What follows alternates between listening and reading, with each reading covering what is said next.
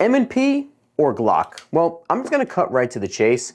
I like my Glocks, but I love my Smith Wesson M&Ps. And after adding yet another Smith Wesson M&P to the carry rotation, this Bodyguard 2.0, I figured it was just about time to tell you guys why, while I enjoy my Glocks, I carry and protect the life of myself and my family every day with a Smith Wesson M&P family firearm.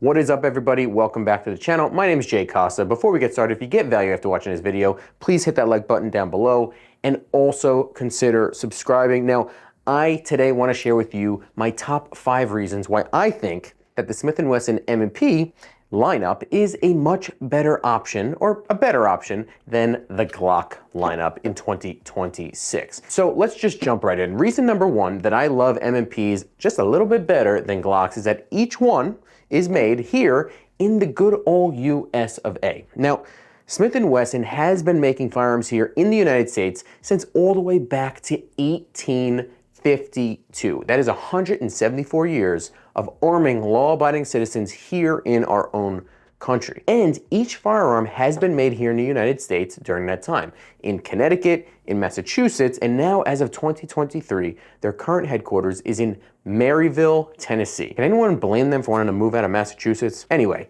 Glock, on the other hand, started in 1963 in Austria and has made their firearms in Austria since then, mostly.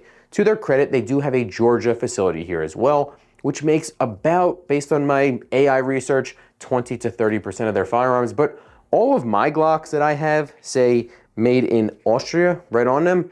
And I don't know if I've seen very many made in the USA. Let me know in the comment section if you do have a made in the USA or made in Georgia Glock. All of that aside, something about carrying a firearm made in the USA every single day by an American company just hits a little bit different for me, and I like it and I appreciate it. And with Smith & Wesson, you know every single one can carry that claim. All right, reason number 2 is the price. So right off the bat, the M&Ps are a little bit to decent amount cheaper than Glocks. I would say averaging anywhere from $50 to $100 less. Now, this used to be a bigger gap, as I believe back in 2018, I bought this Smith & Wesson M&P 2.0 Compact new for $399 on sale.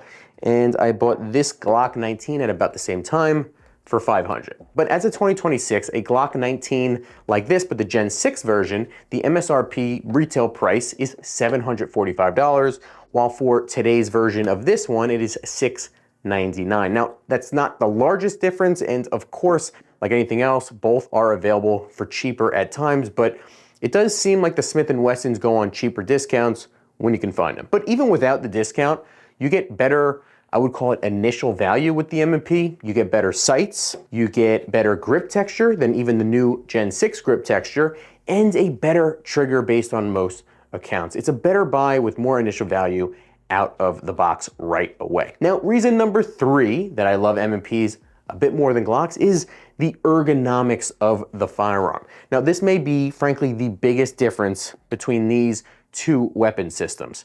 The 23-inch grip angle on a Glock is, let's call it, infamous, right? Some love it, some hate it, some don't care and just shoot. No matter what camp you are in, the Glock grip angle is undoubtedly more aggressive and requires like a decent kind of cant or angle in your wrist to shoot effectively. Once again, you may love it. I don't really mind it myself per se, but just comparing that to the more natural grip angle, at a 18-degree angle of the M&P, it's just more natural for me. And 4-degree difference may not sound like a lot on paper, but believe me, it is. If you shoot the two, you'll understand. The M&P is just simply more comfortable to me and a natural position for me to shoot naturally, and I do shoot better, for what it's worth, anecdotally, with the M&P. That being said, go shoot both, as this is obviously more of a personal preference. You can get really good with Glocks. A lot of people do that shoot much better than me.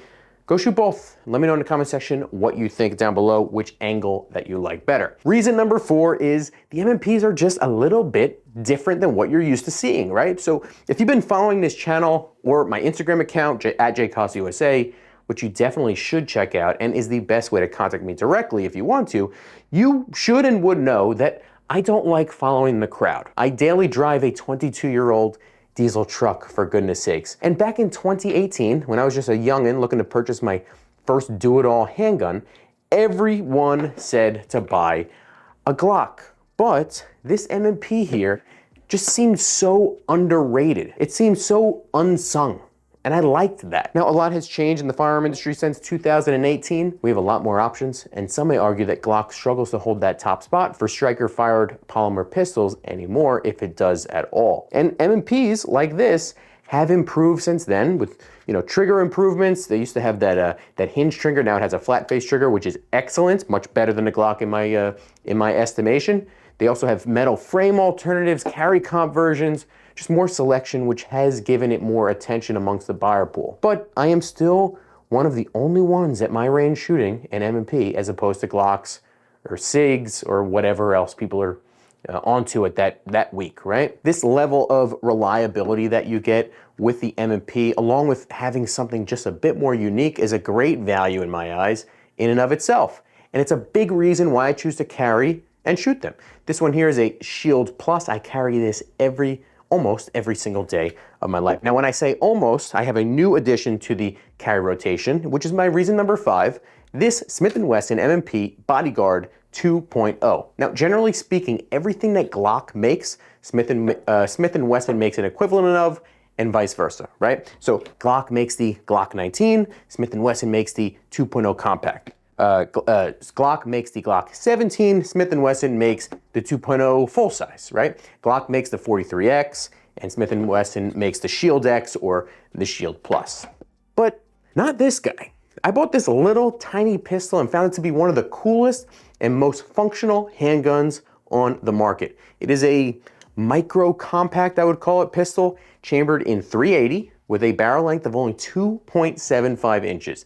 The total length of this thing is 5.5 inches. Look at that in my hands. And the total height of it is only 4.1 inches with a thickness of less than an inch. When it comes to weight, it weighs literally less than 10 ounces at 9.8, and it has a magazine capacity of up to 12 rounds plus 1 in the chamber if you live in a free state. If you live in a behind enemy line state like me, you're limited to 10. Now, it is the same very comfortable ergonomics that my other M&Ps have, the grip angle and everything like that. And with summer around the corner, this thing is made to be stuffed right into a pocket in a Kydex holster every time you go to the grocery store for a quick run. And Glock simply does not make something like this. The closest would be a Glock 43X, which is of course chambered at 9mm, not .380, with an extra inch in length, an extra inch in height, and 0.2 inches thicker. It also weighs about 7 ounces more than the Bodyguard. Now, I'm not bashing the 43X, obviously. It's one of the best subcompact pistols to carry out there on the market,